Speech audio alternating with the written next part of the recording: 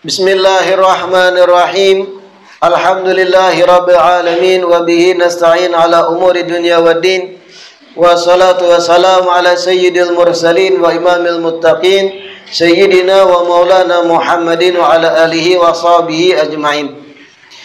Alhamdulillah, segala puji kembali dan selalu terhatur kehadirat Allah yang masih memanjangkan umur dan melimpahkan kesehatan pada kita seberataan, sehingga diperjumpakan lagi di majelis ilmu yang kita berharap dan memohon kepada Allah mudah-mudahan kegiatan majelis ilmu ini bujur-bujur membawa kita pada kebaikan-kebaikan dunia dan akhirat. Amin ya rabbal alamin. Melanjutkan kitab Kaifa Takunu Ghaniyan. Pertemuan terakhir kita membaca dua sabab kekayaan atau dua kunci-kunci rezeki, yaitu yang pertama takwa dan istiqamah, yang kedua bersyukur.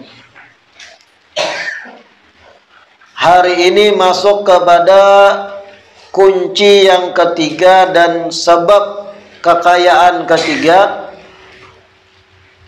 yaitu Al-Quran. Al-Quran adalah sebab datangnya kekayaan. Al-Quran sebab datangnya berkecukupan. Min mafatihir rizki qiraatul Qur'anil karimi wal iktharu minhu. Fa fil hadithi an Abi Hurairah radhiyallahu anhu, Al-Qur'anu ghina la faqra ba'dahu. Nah, itu salah cetak. La faqra, fa qaf ra. Ra lawan qafnya tuh tak huruf. Harusnya qaf dulu, hanya ra. Al-Quran ghina la faqra ba'dahu wala ghina dunahu.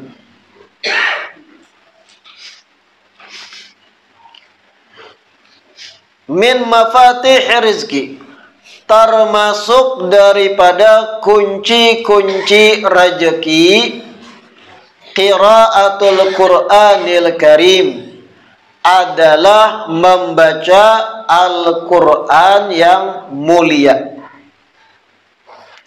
Wal iktharu minhu, dan memperbanyak membaca Al-Quran.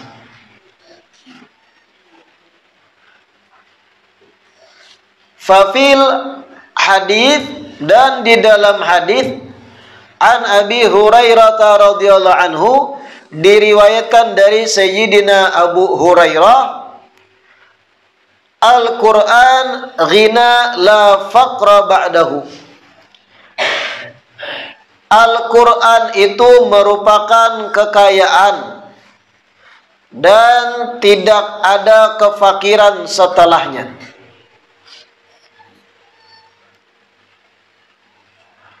Wala ghina dunahu, dan tidak ada kekayaan jika tanpa dengan Al-Quran. Al-Quran adalah kekayaan yang tidak ada kefakiran setelahnya, ba'dahu. Wala ghina dunahu, dan tidak ada kekayaan tanpa dengan Al-Quran. Wa min hadithi Anas radhiyallahu anhu, annal baita alladhi yuqra'u fihi al-Qur'anu yakthuru khairuhu wal baitu alladhi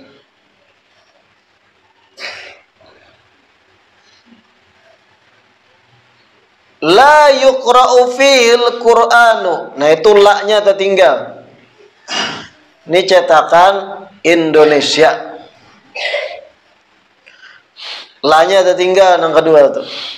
Wal baitul ladzi la yuqra'u fihi al-Qur'anu yaqillu khairuhu. Nah, la-nya tuh tambahi seorang.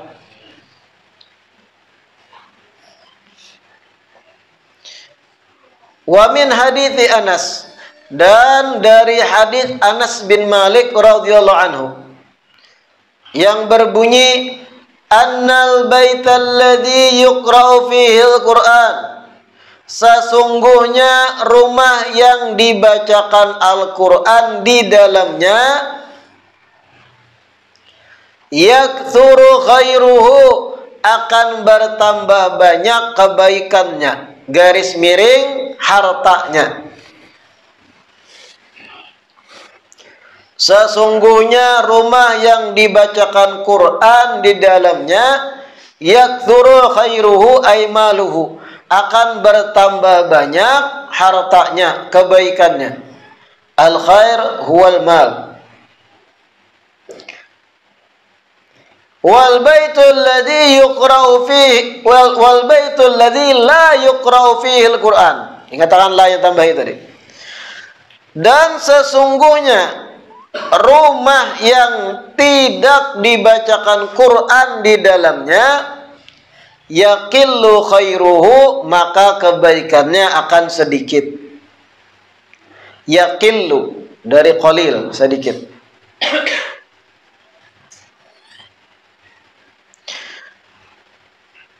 Wa ilaika ya akhi al-qari ba'dus suwar. Nah, itu salah pulang, bukan yakhus tapi ba'du. Karena ulun sudah mencek di cetakan Hadramut Tarim itu ba'du, lain yakhus. Ba ain dot yang artinya sebahagian. Wa ilaika ya akhi al-qari ba'dus suwari wal ayatil lati warada anna qira'ataha sababun li jalbi rizki wa husulul ghina. Maka simaklah wahai saudara pembaca, Jersidin. Maka simaklah wahai saudara pembaca sebahagian dari surah-surah dan ayat-ayat Al-Quran allati warada, yang ada riwayatnya bahwa membacanya, anna qira'ataha, bahwa membacanya sababun lijal birizki, sabab untuk menarik rezeki, wa husulul ghina, dan sebab tergapainya kekayaan. Maka simaklah wahai saudara pembaca sebagian dari surah-surah dan ayat-ayat Al-Quran yang ada riwayatnya bahwa dengan membacanya sabab untuk menarik akan rezeki dan terhasilkannya kekayaan. Nah, kita perhatikan dulu sebelum melanjutkan. Sebab ketiga daripada sekian banyak sebab datangnya rezeki dan kekayaan itu Al-Quran, Jarsidin. Bahkan ada riwayat hadits dari Sayyidina Abu Hurairah, Al-Quran ghina la faqra ba'dahu. Al-Quran itu merupakan kekayaan, atau diartikan menyebabkan seseorang tuh sugih, berkecukupan, ghina. La faqra ba'dahu, yang mana tidak akan ada kefakiran setelahnya. Orang yang membaca Al-Quran, bukan nungkar wara diandak, ada tuh. Karena salah-salah pian berarti harus berisi Quran di rumah, dibacakah kadakah? Nah, itu salah. Maksudnya di sini orang yang membaca, mengaji akan Al-Quran. Ghina la faqra ba'dahu, kekayaan dan tidak ada kefakiran setelahnya. Wala ghina dunahu, dan kekayaan itu tidak akan datang jika tanpa dengan Al-Quran. Nah, itu jelas dah haditsnya. Al-Quran itu menjadi salah satu kunci lancarnya rezeki. Orang yang lancar banyak membaca Al-Quran, insya Allah Allah lancarkan juga rezekinya. Makanya kalau pian ke kota Tarim itu, di kota Tarim Hadramut, toko-toko, entah toko sandal, toko baju, atau sembako, itu orang-orang yang di warungnya, penjaga warung, ampun tokonya, di sela-sela hadang pelanggan batu tukar, pas lagi kosong kadang-kadang datang ke toko, itu nang diikuti di tangan apa? Mushaf Al-Quran. Baca Al-Quran aja. Atau zikir, sholawat. Karena mereka-mereka ini orang yang berilmu, paham. Al-Quran itu salah satu sebab datangnya rezeki. Baca Quran di sela-sela sebelum datang konsumen batu tukar. Bahkan di tempat di dalam tokonya itu kan ada space lah, anggaplah 2 kali 2 meter space tuh nah. Sebelum etalase tuh di dalam tuh ada space kesan ampun toko. Terkadang pian lihat tuh ada sejadah di situ. Apa fungsi sajadah? Gesan duduk balapak, kada sholat sunnah dan yang lain. Nah itu toko-toko orang ditarim. Nang berjualannya batapihan, bakupiah pasti berjualan. Amun kita bang sela-sela madang pelanggan datang apa nang digawe? Baudak HP, nonton YouTube. Bagus saya amun yang ditonton YouTube ceramah ini kada. Yang ditonton apa? Bubuan paunjunan. Nah kadang perlu kita bercaramin dengan mereka-mereka yang sudah menerapkan ilmu agama bujur. Sambil bahadangan pelanggan datang diisi dengan ibadah. Kalau pian kada lancar membaca Al-Quran, supan baca Quran, soalnya ada karyawan juga di situ, mendengar kena, melihat. Bosnya kada bisa membaca, kada usah baca Quran. Baca zikir, wirid, sholawat, ngatik tasbih. Wa min hadits Anas, dan hadits riwayat Anas bin Malik, annal baital ladzi yuqra'u fihi al-Qur'an. Sesungguhnya rumah yang di dalamnya dibacakan Al-Qur'an. Yaktsuru khairuhu, kebaikannya akan bertambah banyak. Nah, kebaikan di sini ulama sebagian mengatakan mal, hartanya akan bertambah, rezekinya akan lancar. Rumah, bangunan gitu nah, yang penghuninya ada yang membaca Al-Quran, beramalan, amaliyah baca Quran, wirid, dzikir, rumah tu berberkat, rezeki pun lancar ke rumah tadi. Sebaliknya, rumah nang kada dibaca di dalamnya Al-Quran, rumah nang kada pernah lalu bahkan penghuninya membaca Quran di dalamnya, bertahun-tahun tinggal di rumahnya seorang, kada pernah terbuka Al-Quran, terbaca Quran dalam rumah, kada pernah. Yakillu khairuhu, kebaikannya sedikit. Nah itu nang menjadi rumah kadang didatangi makhluk halus. Kenapa kayak itu? Karena ada riwayat lain dalam Ihya Ulumuddin, itu Sayyidina Abu Hurairah menyampaikan, kada ada di kitab, ini dalam Ihya Ulumuddin.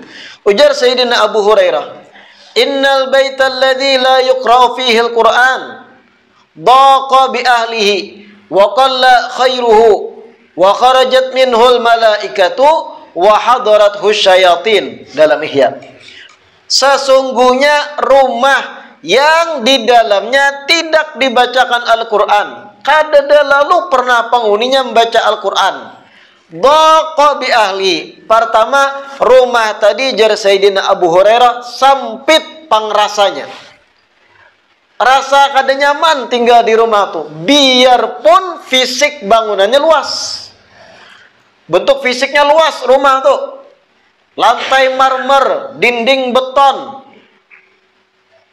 parabotan sorba maha bemerek, pokoknya rumahnya tuh megah sekian M, budget habis membiayai maulah. Tapi kalau sekalipun kada pernah dibaca Al-Quran, dhaqa bi ahli, tarasa sempit dihuni penghuninya. Karena masalah sempit itu pangrasa dalam hati. Kayak apa terasa sempit, kada betah nang tinggal di dalam. Bebaya duduk di rumah padahal mahal, serba mahal nih, lantai marmer. Rasa gata aja burit anak berjalan. Berjalan gini ya. Berjalanan ya kita, berjalan kada betah di rumah padahal nih MM-an habis membangun. Dhaq bi ahlihi, sampit dihuni. Sebaliknya orang nang beisi rumah halus, mungil. Dindingnya papan sibitan. Nah, tahu lah papan sibitan biar. Papan sibitan nang behereng-hereng tuh mana. Lantainya tanah diuruk, dilapis karpet. Tapi penghuninya rajin beramaliyah. Penghuninya nang abah, nang umma, nang anak belajaran Iqra dalam rumah, belajaran membaca Quran, baca ratib di dalamnya. Ittasa' bi ahlihi, jar Abu Hurairah. Tarasa lapang dihuni, tentram, damai orang nang tinggal di dalam, betah tenang. Karena ini masalah pengerasa. Allah nang menurunkan perasaan itu, nyaman, ketentraman, sakinah, rasa nyaman, rasa tenang di dalamnya. Tapi rumah nang megah, saikung pun kada ada pernah nang membaca Qur'annya di dalamnya. Bukan cuma kada pernah, kada ada nang bisa membacanya Al-Quran dalam rumah. Banget lalu. Sudah bahasa Inggris lancar, menguasai. Surungi Al-Quran, bingung membaca. Dhaqa bi ahli pertama tadi. Yang kedua, qalla khairuhu, kebaikannya sedikit, jar Abu Hurairah. Yang ketiga nih, kharajat minhul malaikah, malaikat rahmat kada mau masuk rumah itu. Kada mau malaikat melangi. Suasana itu mencekam rumah. Wa hadarat husyayatin. Yang keempat, jar Abu Hurairah, wa hadarat husyayatin. Setan-setan, dedemit-dedemit, jin ifrit, DKK dan kawan-kawan, hadarathu, silih berganti melangi rumah tersebut silaturahim. Sahabat Nabi nang berucap, rumah nang kada pernah sekalipun di dalamnya penghuninya beramaliyah, zikir, wirid, salawat, lebih-lebih baca Al-Quran. Hadarathu syayatin, setan-setan basilaturahim. Banyak kena macam-macam. Babaya bisi bayi halus, menangis terus kebuliangan. Nang Tuhan ada melihat, nang halusnya bisa melihat. Napa nang dilihat? Buto ijo. Ada lagi tengah malam nang bini hendak memasak ini itu, terdengar suara tertawa. Hihihi. Bang itu buka menjinjing. Karena itu bagian-bagian daripada jenis-jenis setan yang memang mengganggu makhluk-makhluk gaib dari bangsa jin. Nah, bangsa jin itu memang ada lah. Kadang-kadang didustakan. Bahkan ada kitab khusus yang membahas dan mengulas tentang jin. Imam Sayyuti itu ada bisi kitab khusus lumayan tebal, sekitar 200 halaman lebih, hampir 300. Khusus pembahasan ahkamul jan, tentang jin. Jadi ketika ulun baca, ada beberapa riwayat mengisahkan pernah terjadi dialog manusia yang diberi kelebihan berdialog dengan jin. Ditakuni bangsa jin ini sekarang dalam kaum bebuhan ikam, apa aktivitas buah nikam? Artinya samakah kayak kami manusia? Ternyata sama. Kami pun, ujar jin tersebut, ada juga nang murjiah, qadariyah, rafidah, aliran-aliran sekte itu pun ada. Bahasanya wah ini nang wahabi ada jin tuh. Syiahnya ada, ahlu sunnahnya ada, yang kafirnya ada, lengkap. Yang rajin ibadah ada, nang pangulir ada. Kayak itu juga jin kayak manusia. Bahkan ada riwayat mengatakan bahwasanya jumlah, kita berbicara jumlah nih, jumlah bangsa jin itu dibanding manusia 1:10. Tidaklah lahir seorang bayi manusia seikung mengecualikan dari bangsa jin akan melahirkan 10 daripada bangsa mereka. Jadi jumlah bangsa jin itu lebih banyak dari kita. Nah mereka tuh bisi alam seorang. Ada nang ibarat kayak pedesaan, perkotaan. Cuma kita kada kau melihat. Nah namun ada kasus nang jarang terjadi tapi terjadi, manusia nang kadang dibawa ke alam buhannya. Melihat bangunan nang sama kayak bangunan manusia, batu disadarkan, bebulik keluar dari alam tuh, timbulnya di tengah hutan. Ada nang itu memang. Orang-orang bahari tahu nang kisah-kisah ada padang pahumaan, tiba-tiba dari Banjarbaru orang ini mengantarakan kendaraan pesanan sekian banyak. Betakun lo masyarakat kampung di mana alamat nih, ditunjuk orang tuh pahumaan, kada ada orangnya situ. Ada juga sudah tuntung ma'antar, hanya berkomunikasi lawan masyarakat. Dari mana buan pian tuh? Dari kampung situ tadi rami, padat. Jer orang itu kan ada kampung situ, pahumaan. Nah, memang ada alamnya buannya. Jadi bebuhannya pun kadang berisi alat-alat nang kita bisi itu nah. Bisa jadi buan jin tuh bisi TikTok.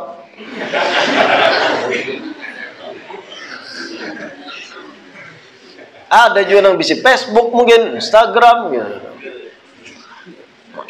Jadi bebuhannya pun bisi nah kayak itu tuh nah kayak kita. Bahkan pernikahan antar jin dan manusia itu terjadi lah. Pernikahan antar jin dan manusia itu terjadi. Ratu Bilqis, siapa kada tahu Ratu Bilqis? Perempuan yang memiliki kerajaan besar di daerah Sabah. Sabah ini daerah Yaman, zaman kuno bahari. Dan hidup di zaman Nabi Sulaiman. Ratu Bilqis tadinya menyembah matahari. Nah, Ratu Bilqis itu ada riwayat disebut dalam kitab Imam Sayyuti tadi, salah seorang dari orang tuanya itu dari bangsa jin. Abahnya manusia, umaknya jin. Jadi nang abah ini kawin dengan bangsa jin, betina, lahirlah Ratu Bilqis. Nah ada memanglah perkawinan tuh ada. Coba Iban, ada lah yang hendak kawin lawan jin coba. Kalau bina jujuran tak murah tuh nah. Bahkan mohon maaf, Sayyidina Abdullah bin Abbas, sahabat Nabi yang alim, ahli tafsir, mufassir. Ada riwayat di kitab Imam Sayyuti tadi mengatakan, haula al-mukhannathun, ujar Sidin. Mereka lalakian yang berkarakter feminim, kewanita-wanitaan. Lalakian yang ada kecondongan suka dengan sesama jenis, mukhannath dalam bahasa Arab, haula auladul jin. Mereka itu adalah anak-anak jin, ujar Abdullah bin Abbas. Sahabat yang lain ketika mendengarnya bingung. Loh, bagaimana maksudnya wahai Abdullah bin Abbas? Sidin jelaskan, Allah dan Rasul melarang seorang suami menggauli istri ketika istri lagi dalam keadaan haid. Tapi ketika ada suami memaksakan diri menggauli istrinya dalam keadaan haid, disitulah jin umpat andil dalam bersenggama. Jadi jin join lawan nang laki, berhubungan dengan si istri. Ketika itu terjadi, disitulah terlahir seorang anak yang ketika tumbuh dewasa, ketujuh berbuat hal yang sifatnya maksiat, nafsu syahwat pada lawan jenis. Tapi bukan salah si anak, salah nang kuitan. Apakah bisa dirubah? Bisa dirubah itu. Kalau dirubah itulah begamatan lajari inya hal-hal yang sifatnya laki. Hal-hal yang sifatnya tadi itu maco. Memancing adrenalin. Tunjulnya di jembatan Sulingan. Ya kan gitu. Jangan. Dak timbayong. Wah, aja langsung muncul sifat lakinya. Nah, ada memang bisa dirubah tuh, bisa dirubah. Jangan pian putus asa kalau ada yang gitu, kalau dirubah. Begamatan dan berdoa pada Allah, ya Allah luruskan sifat ulun. Nah, berbalik pada ujar Sayyidina Abu Hurairah, rumah yang tadi kada dibaca Al-Quran, hadarathu syayatin, setan-setan, jin-jin yang merusak, al-mu'dhiyin yang mengganggu, itu akan mendatangi rumah nang kada dibaca Quran dalamnya. Makanya sekali dua kali dalam rumah tuh ba'amaliyah, baca ratib dalam rumah, baca wiridus sakron, baca ayat-ayat Al-Quran, litahassun dengan niat penjagaan. Makanya kita ini orang Banjar sebenarnya memiliki satu kebiasaan yang luar biasa. Apabila hendak pindah ke rumah nang hanyar, pasti berselamatan. Sebenarnya itu membaca ayat-ayat Al-Quran di rumah nang hanyar. Supaya apa? Malaikat mau berdatang, nang aneka macam makhluk halus ini bukahan. Keselamatan, membaca Yasin kadang dulu, hanyar doa bersama. Nah, urusan makanannya terserah aja tuh. Nah, ada juga nang kadang andak kopi, tuh macam-macam ini tuh. Kamu kada paham tuh di mana mengambil dalilnya. Asal imba diandak diminum, mubadir kan tuh. Pokoknya yang pentingnya adalah ba'amaliyah, berdoanya, membaca Al-Quran, Yasin dan yang lain dengan niat tahsin, penjagaan. Nah, sama dengan riwayat Anas bin Malik ini. Wal baital ladzi la yuqra'u fihi al-Qur'an yakil khairuhu. Rumah yang di dalamnya tidak dibacakan Quran, kebaikannya sedikit. Kebaikan sedikit ini banyak gambarannya. Rezeki macet, penghuninya bahwal terus, laki bini kada harmonis, berangut-rangutan terus hari-hari, anak kada karuan tampuh, kada maasi ditagur. Pokoknya di rumah tuh semi neraka lah, panas terus, bakalahian terus. Nah, itu yakil khairuh, tanda kebaikannya sedikit. Kenapa? Kada ada amaliyah zikir wirid Al-Quran dibaca di dalamnya. Ada yang kada bisa membaca Quran, kada bisa membaca bahasa Arab juga, membaca wirid dan yang lain. Lalu bagaimana, Bib? Disetelnya MP3 Al-Quran, disetelnya YouTube orang mengaji. Apakah cukup? Takun izin. Belum kada tahu apakah itu berpengaruh bagi mereka-mereka yang hendak mengganggu tuh. Nah, pian menyetel MP3 Al-Quran contohnya, bunyinya warak, yang kada bisa ngaji. Apakah sama dampaknya ketika kita membaca seorang? Wallahu alam, takun izin. Sama, ada yang pernah bertakun lawan ulun, Beb, ketika kita mendoakan, menziarahi kubur Kuitan, kita mengirimi pahala bacaan Yasin, Al-Quran, dihadiahkan pada nang dikubur. Itu jelas sampai. Kita Ahlussunnah wal Jamaah tidak berdebat dalam hal itu, sampai itu. Tapi ada nang bertakun, seandainya MP3 Bang Beb disetelakan di kubur Kuitan, MP3 Al-Quran, rupanya nang anak nih kada bisa lalu membaca Quran. Nah, itu makanya penting pendidikan mengaji itu. Percuma pian S1, S2 surungi Al-Quran kada bisa mengaji. Lucu. Kayak apa hukumnya, Beb? Jar MP3 Al-Quran kita andak di kuburan Kuitan. Dan itu terjadi loh. Pian googling aja. Di model diandak satu alat, dilindungi, ada atap-atapan supaya kada panas hujan merusak alat tadi. 24 jam di setel Al-Quran di kubur Kuitan. Lalu bertakun sampai kada Beb pahalanya. Mati dulu pian anyar tahu kena. Karena nas-nas yang kami pelajari itu orang nang hidup nang membaca. Sekarang rekaman yang berbentuk digital format MP3 sampai kada wallahu alam, pian mati dulu. Kenapa lu mencobai? Nah, itu sebenarnya teguran gesaninya, belajarlah mengaji. Jangan sudah tua supan belajar, jangan terus. Wa ilaika ya akhil qari, dan wahai saudara pembaca Jarsidin, simaklah beberapa surat-surat Al-Quran dan ayat-ayat yang ada riwayat khususnya bahwa membacanya sebab mendatangkan rezeki dan menghasilkan kekayaan. Nah, hanya Sidin mengupas surah-surah Al-Quran tertentu yang ada hadits-haditsnya yang membicarakan bahwa membaca surah ini menjadi sebab datangnya rezeki. Yang pertama surah Al-Waqi'ah.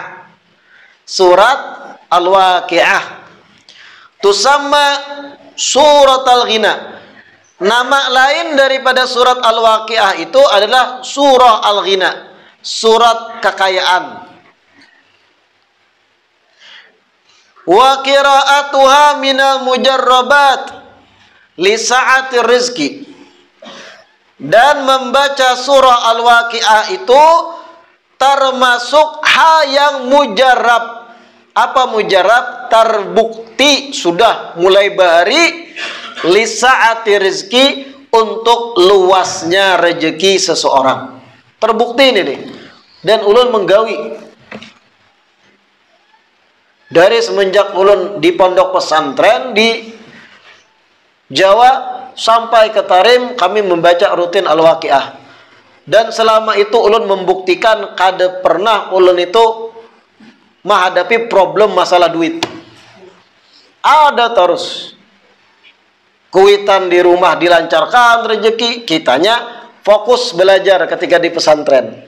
Karena terkadang santri itu tahambat menuntut ilmu karena biaya kuitan putus di tengah jalan tuh. Nah, karena perlu biaya menuntut ilmu tuh, entah iuran, entah kita untuk beli kitab dan yang lain. Ketika kita mengamalkan Waqiah, mujarab, lancar rezeki itu.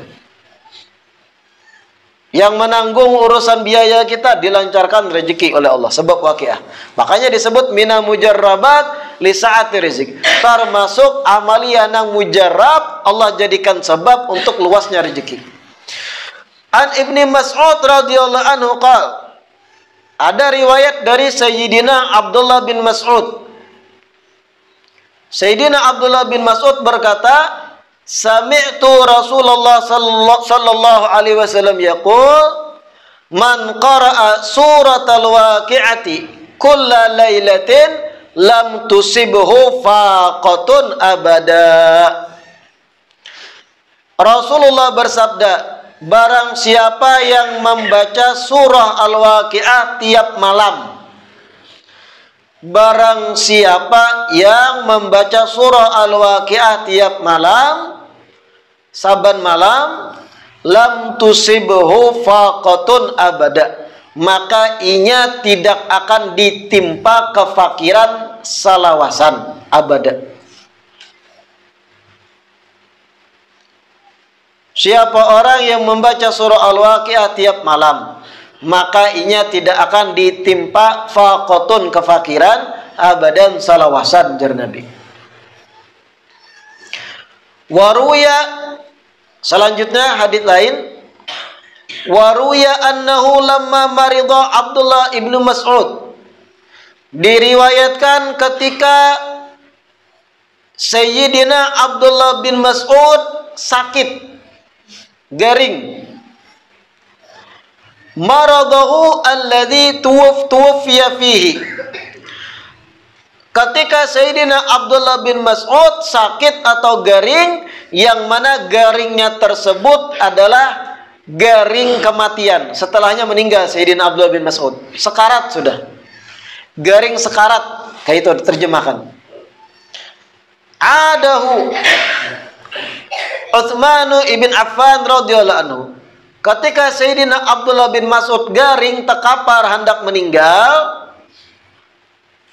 sidin barabah di atas ranjang sidin, adahu Utsman bin Affan, Sayyidina Utsman bin Affan meelangi, membesuk. Karena ketika itu Sayyidina Utsman bin Affan sebagai khalifah, Nabi sudah wafat. Sayyidina Utsman bin Affan membesuk, meelangi Abdullah bin Mas'ud yang garing.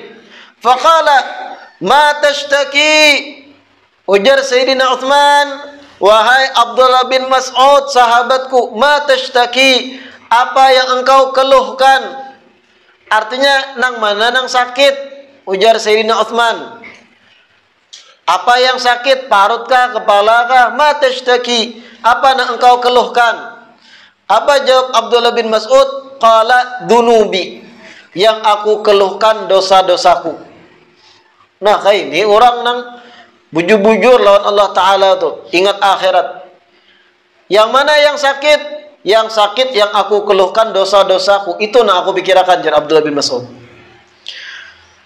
Lalu jar Sayyidina Utsman yang kedua, ma tashtahi, Kalau begitu apa nang ikam hendak saat ini? Hendak makan apa? Hendak inikah kubawakan, hendak buahkah, hendak inikah maksudnya? Apa jar Abdullah bin Mas'ud? Qala rahmata rabbi. Yang aku hendak benar saat ini kasih sayang Tuhanku. Kalau kita kan kadang melangi orang garing, hendak makan apa pian, nasi padang, hendak nasi koneng, ketupat, durian, maginnya ikam garing dihimat. Maksud Sayyidina Utsman kayak itu, hendak apa pian kubawakan kena. Lalu jar Abdullah bin Mas'ud, rahmata rabbi, yang aku hendak kasih sayang Tuhanku. Qala Utsman bin Affan lalu melanjutkan, ala amuru laka bitabib. Wahai Abdullah bin Mas'ud, jar Sayyidina Utsman, hendakkah ikam aku perintahkan dokter untuk mengobati ikam? Hendakkah aku datangkan dokter mengobati ikam? Ikam ni garing tu nah. Apa jawab Abdullah bin Mas'ud? Qala at-tabib amradani. Justru dokter nang mau laku garing kan. Nah begini jawaban orang-orang soleh ketika garing. Didatangkan tabib, dokter menolak. Karena mereka itu memandang sakit ini sebagai ujian. Garing ini sebagai penghapusan dosa. Kalau datang dokter mengobati, mereka takut hati beguyang, lalu lebih percaya pada makhluk daripada yang maha mencipta, yaitu Allah. Makanya jar Sayyidin at-tabib amradani, dokter yang melaku garing, kan usah. Nah ini orang soleh itu kayak itulah. Sayyidina Abu Bakar sama ketika garing, amradani tabib di sini, malah dokter, tabib atau tabib bahasa kita itu yang melaku garing gitu. Kada perlu. Qala ala amuru laka bi ata. Sayyidina Utsman memaksa pulang karena ini kawan yang garing. Hendaklah ikam kubari pemberian. Kalau bang tambah semangat lagi nih dibari karena Sayyidina Utsman ini sugih. Hendak aku beri hadiah harta gitu nah. Qala la hajata li fih. Ujar Abdullah bin Mas'ud, kada perlu, aku kada bahajat lawan harta. Qala ujar Sayyidina Utsman, li banatika min ba'dik. Kada gesan ikam harta nih, tapi karena kalau ikam meninggal, ikam wariskan kepada putri-putri ikam. Karena Abdullah bin Mas'ud bisi anak binian. Ikam wariskan karena degesan anak-anak ikam supaya inya ada rezeki gitu nah. Ikam kada ada lagi sebagai kepala rumah tangga. Apa jawaban Sayyidina Abdullah bin Mas'ud? Atakhsha ala banati al-faqra. Wahai Utsman, Abdullah bin Mas'ud mulai keras sedikit. Wahai Utsman bin Affan, apakah engkau cemas kefakiran mengunjungi putri-putriku ketika aku meninggal? Karena ikam cemas kah anak itu kada dapat rezeki? Ikam ni takutan kah putri-putriku karena kada dapat rezeki ketika aku meninggal? Inni amartu banati bi qiraati suratil waqiah kulla lailah. Wahai Utsman, jar Abdullah bin Mas'ud, sesungguhnya aku sudah suruh putri-putriku membaca surat Al-Waqiah saban malam. Li'anni, nah itu salah cetak tuh. Li'anni, titiknya ke atas, bukan jadi ba. Li'anni, nun. Li'anni sami'tu Rasulullah sallallahu alaihi wasallam yaqul, karena sesungguhnya aku mendengar Nabi bersabda, man qara'a suratal waqi'ah kulla lailatin lam tusibhu faqatun abada. Siapa orang yang membaca surat Al-Waqi'ah tiap malam, maka ia tidak akan ditimpa kefakiran selama-lamanya. Nah, ini Abdullah bin Mas'ud. Coba pian perhatikan dialognya tuh. Pelajaran kesan kita. Sayyidina Utsman bin Affan ini orang kaya raya, sugih, menjabat khalifah saat itu. Maelangi kawan sidin Abdullah bin Mas'ud ketika garing itu. Ditakuni apa nang dikeluhkan, sakit nang mana, batis kah, kepala kah, maksud apa jawaban sidin? Dunubi, sabuting nang aku pikirakan dosa-dosaku kayak apa. Ujar Sayyidina Utsman, "Ma tashtahi?" Hendak makan apa, hendak minum apa, nyaman disediakan. Apa jawabannya? "Rahmata Rabbi." Yang aku hendak saat ini kasih sayang atau rahmat dari Tuhanku, supaya diampuni dosa-dosaku. Lalu ujar Sayyidina Utsman, "Hendakkah aku datangkan dokter ahli mengobati kam?" "Amradonit tabib." Justru dokter, jar Abdullah bin Mas'ud, nang malah ku garing ngena. Keyakinanku bisa guyang gara-gara lebih memandang makhluk daripada pencipta. Qala ala amuru laka bi ata. Kalau begitu hendak aku beri hadiah banyak harta gesan ikam wariskan. La hajata li fi. Aku kada butuh, jar Abdullah bin Mas'ud. Nah, lain kalau kita lah orang awam. Garing sudah parak mati nang dipikirakan apa? Duit. Manusia wah ini. Sudah nih garing dah, kulit manguning sudah. Kuning dah ini. Apa nang diwasiatkan kepada anak-anak? Tolong kena hartaku tu dijaga akan. Tolong gawian ditarusakan. Nang dipikirakan nang kayak itu. Jaga akan hayam di dapur. Umpaniakan iwak di kolamku. Harta juga itu. Nang itu dipasanakan nak mati nih. Kucing anggora jagai kalau menyubarang rajah motor. Hendak mati nang dipikirakan. Coba berpikir ikam nih bakal berpindah ke alam barzakh. Detik-detik itu detik-detik istimewa sebelum menjelang kematian. Beramal, tutup umur dengan husnul khatimah. Ini nak dipasani ke anak cucu ha dunia wara. Itu haji fulan ada hutang lawan aku tagih kena. Mikirakan hutang. Tagih kena tuh ada juga tuh nang seikong tuh pernah berhutang lawan aku 5 juta. Tagih juga jangan kadingat. Jaka kada garing tamparnya tuh yo.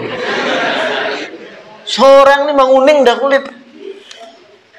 Abdullah bin Mas'ud ditawari harta. Apa jawaban sidin? La hajata li fi. Kada butuh aku hajat. Kada bahajat on harta. Ujar Utsman bin Affan, gesan putri-putri pian ketika meninggal pian, inya kada ada kuitan lagi. Wariskan harta nang kuberikan gesan putri-putri pian. Sarik Abdullah bin Mas'ud. Ini keyakinan kuatnya seorang sahabat loh. Bahwa rezeki itu dari Allah. Wahai Utsman jasidun, atakhsha ala banati al-faqra. Apakah engkau takut cemas kefakiran akan datang kepada putri-putriku? Sesungguhnya aku sudah suruh putri-putriku membaca surat Al-Waqiah tiap malam. Karena aku mendengar dari Rasulullah, sidin berucap, siapa orang yang membaca Al-Waqiah tiap malam, tidak akan kefakiran datang kepadanya.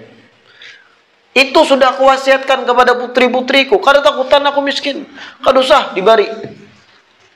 Kayak itu detik-detik para sahabat menjelang kematian. Keyakinan kuat kepada Allah. Pelajaran kesan kita. Bahkan keyakinan kepada amaliyah yang sudah diwasiatkan Nabi. Membaca surah Al-Waqiah tiap malam. Betul-betul sidin ikuti, yakin seyakin-yakinnya. Bahkan menolak pemberian kawan seorang yang jelas harta halal juga ditolak sidin. Malah jari anak-anaknya berpegang teguh dengan wasiat Nabi tentang membaca surat Al-Waqiah. Kayak itu. La ilaha illallah. Wa an Anas radhiyallahu anhu an Rasulillah sallallahu alaihi wasallam anna qala suratul Waqiah suratul ghina faqra'uha wa 'allimuha auladakum wallahu a'lam. Kita lanjutkan insyaallah di pertemuan selanjutnya. Nah, pasan ulun pian sebelum atau sudah selesai duduk di majelis kena, yang mungkin sebagian dari pian kada tahu menahu mana surat Al-Waqiah itu, bulik ke rumah buka Al-Quran, itihi halaman paling akhir, fihrosat dalam bahasa Arabnya atau daftar Al-Quran, cari surah Al-Waqiah. Pinandui barang wah ini. Nya ada juga nang kada tahu nang mana surat Al-Waqiah tu beb ya. Paparak dengan surah Al-Kafirun enggak ya. Boleh ke rumah buka Al-Quran pian, cari surah Al-Waqiah. Kada panjang surah Al-Waqiah itu.